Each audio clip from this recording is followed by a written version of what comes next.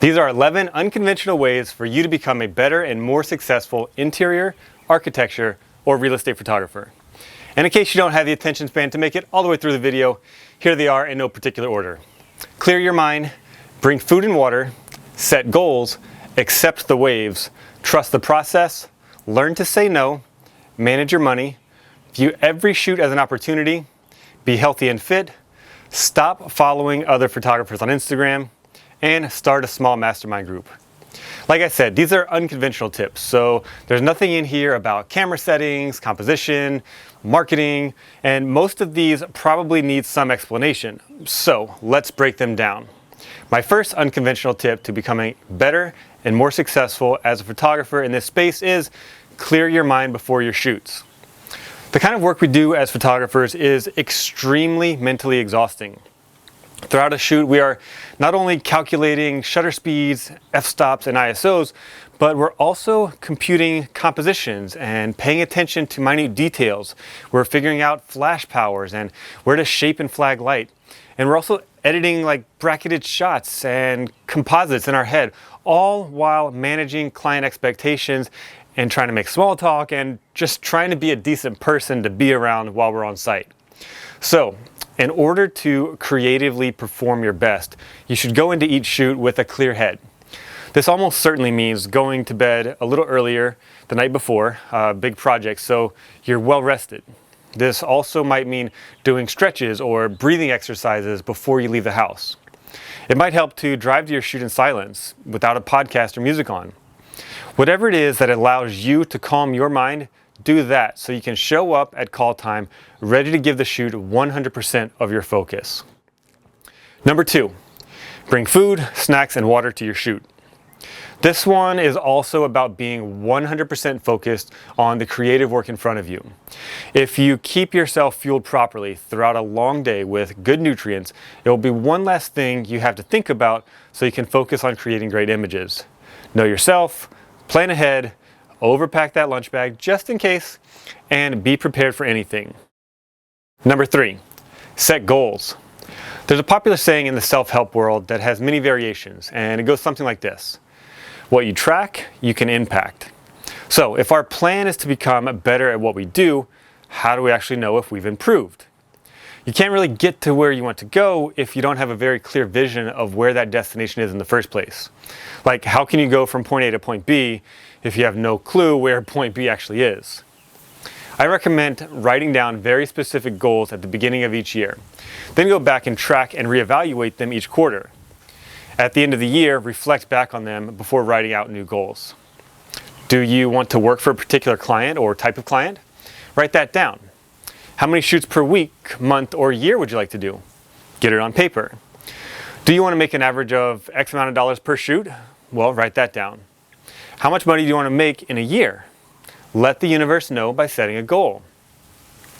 The other thing that having clearly defined goals helps with is making decisions. Should you do this in your business? Look at your goals and see if it will help you achieve them or not. Should you drop this client or say no to this gig? Review your goals, use them as a guide, and then you'll have the answer right in front of you. I need to pause this list for just a few seconds to let you know that I have other educational resources for architecture photographers on my website at adamtaylorphotos.com/education. I have a really fun and insightful editing battle between myself and another photographer that you can watch for free. I have a handful of different workshops, and I have an email bundle with templates for a whole year's worth of top-of-mind emails that you can send to potential A&D clients to market yourself to them. I'm not going to ask you to smash that like button or subscribe to my YouTube channel. I don't really care about those things, but I would love for you to hop over that webpage at adamtaylorphotos.com/education and drop your email address in so I can let you know the next time I have a workshop planned. And if that's too much to ask, at least go follow me on Instagram at adamtaylorphotos. Okay, back to the list. Number 4, accept the waves. The universe has a twisted sense of humor, and one thing it seems to throw at just about every photographer is waves of ups and downs. You have hectic months of back-to-back shoots, and then big empty lulls of huge blank spots on the calendar. And just like waves in the ocean, these waves are much more powerful than you are, and if you try to fight them, you could very easily tire yourself out and drown. Instead, let go. Accept the wave's momentum, no matter which way it's pushing or pulling at any given moment, and try to remain calm while riding it, because you know that with every traw, there's another crest coming. Number 5, trust the process. This one needs a little bit of a caveat, because you can't trust the process if you haven't put in the work that the process needs. So you need to be honest with yourself. Have you actually done the process? Have you done everything you can in terms of putting yourself in a good position to be hired? This means you've established your abilities and built up your skills. You've dialed in your portfolio, tweaked your SEO, posted on your social media, reached out to your network, sent top of mind emails. You've gone to networking events, and you've scoured the land wide and far for new potential clients. Then you've done cold outreaches and all the other things that you need to do in order to secure work. And if you've done all you can do, then at this point you must trust the process. The consequences if you don't could be self-doubt, feeling inadequate or dejected, or straight up depression. So if you've put in the work, accept the wave, trust the process, and embrace the downtime so you can fill your days with friends, hobbies, or other pursuits without feeling guilty. Number 6, learn to say no. Learning to say no is super powerful. It's not super easy to do in the beginning, but it is super powerful. It gives you control of situations and ultimately your destiny, which also helps put you in control of your stress levels and your happiness. It's easy to get caught up in being busy and trying to make every dollar that a client offers us. But we all know there are just certain things that we don't enjoy doing and we don't want to do for one reason or another. If a client asks you to do a corporate headshot session, but you just hate doing portraits and you don't feel like you're any good at them, do you have the strength to say no and turn down that guaranteed money? Or what if a client requests a shoot, but the only available date they have is on your kid's birthday or on your wedding anniversary? Are you willing to tell them you simply just can't do it? Now, obviously there's a ton of merit in being easy to work with and being flexible and being available for your clients, but you don't have to bend over backwards for everyone. And I promise they will respect you for having some reasonable boundaries and sticking to your guns. The byproduct is that your life will be more in balance, you'll be happier, and you'll be more excited and energized when you show up to your next shoot.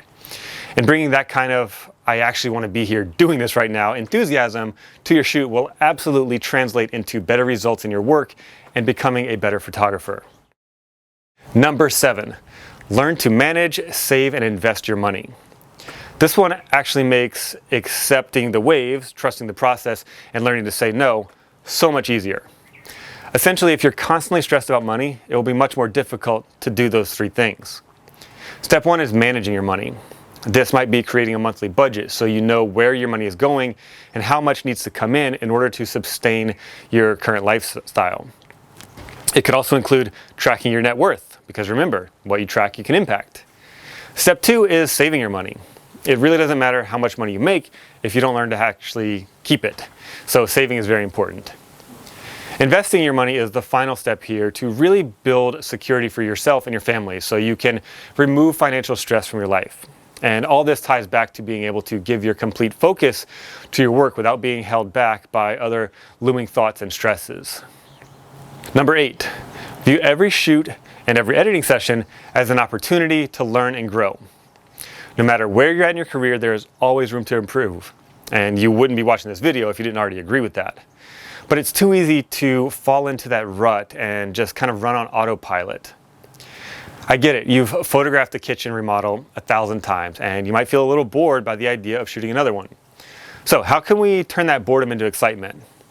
You have to figure out how to flip a switch within your brain and walk into that next kitchen thinking, what can I take away from this experience? Or what can I learn today? Or how can I use this shoot to progress my craft? The same thing needs to happen when you're editing. The next time you open Photoshop, challenge yourself to learn one new shortcut or try a new technique or figure out a new method of achieving the same result. Going into a shoot or an editing session with your ego in check and a willingness to be humble and an excitement for growth will open doors for you and really allow you to level up. Number 9, maintain a level of health and fitness. What I'm talking about here when I say you need to be fit is having the ability to move furniture when needed or be able to climb onto things to get your tripod in a precarious place and being able to contort your body into all the spaces that you might want to position the camera in to get that epic shot.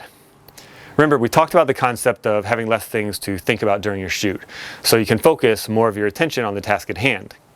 Well, if you're out of breath, huffing and puffing from climbing a flight of stairs or just from hauling your gear around the location, then are you really able to give that shoot your best effort? I would argue not. Number 10, stop following other photographers on Instagram. I know what you're thinking right now. But Adam, didn't you just tell me to follow you? Yeah, I did, but honestly, I don't want you to if you're going to have any negative reactions because of it. Too often, we compare ourselves to other photographers, and as a result, we tend to beat ourselves up because we just feel like our images aren't as good as theirs, or because they're shooting the kind of projects that we really want to shoot, or because we aren't getting hired as often as it seems like they are. If you find yourself feeling any kind of negativity from looking at posts while you're scrolling, then you have to cut that crap out immediately. Click the unfollow button and get rid of that toxicity from your life, and I promise you'll be a better photographer because of it. And if it just so happens that I fall into this category of people you have to unfollow, that's okay. I'll actually be flattered, and I'll also be happy that you're taking my advice and doing what's best for you. Number 11, start a small mastermind group. This is almost the exact opposite of unfollowing photographers on Instagram.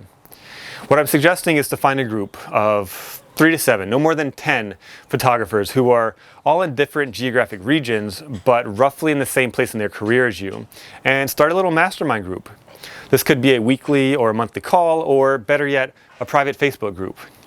The idea is to have a core set of colleagues that you can trust, talk to on a regular basis, become friends with, and grow with in this otherwise very isolated industry.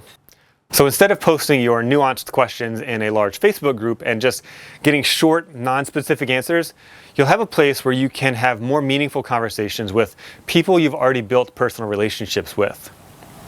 Another extremely valuable resource the group can provide is feedback on your images. Think about this. How much better will your photos get if you have 5 other professional photographers look at them and critique them on a regular basis before delivering them to your clients? Like I said, this was a list that was intended to be unconventional tips to help you become a better photographer. The topics were pulled from my personal journey as an architecture photographer and conversations I've had with other people in this industry. Most of this stuff kind of falls into the mindset category, and I think this is really important and something that doesn't get talked about very much. So I really hope that you got something out of this that you can apply to your own journey in your career. The famous American football coach Vince Lombardi is known for having said, "Perfection is not attainable, but if we chase perfection, we can catch excellence." So remember that as you work towards becoming a better photographer. And again, I'd love for you to sign up for my emails so I can let you know when I'm leading another workshop or have another educational resource to offer. That URL again is adamtaylorphotos.com/education. Drop your email in and I'll keep you posted. Thanks for watching.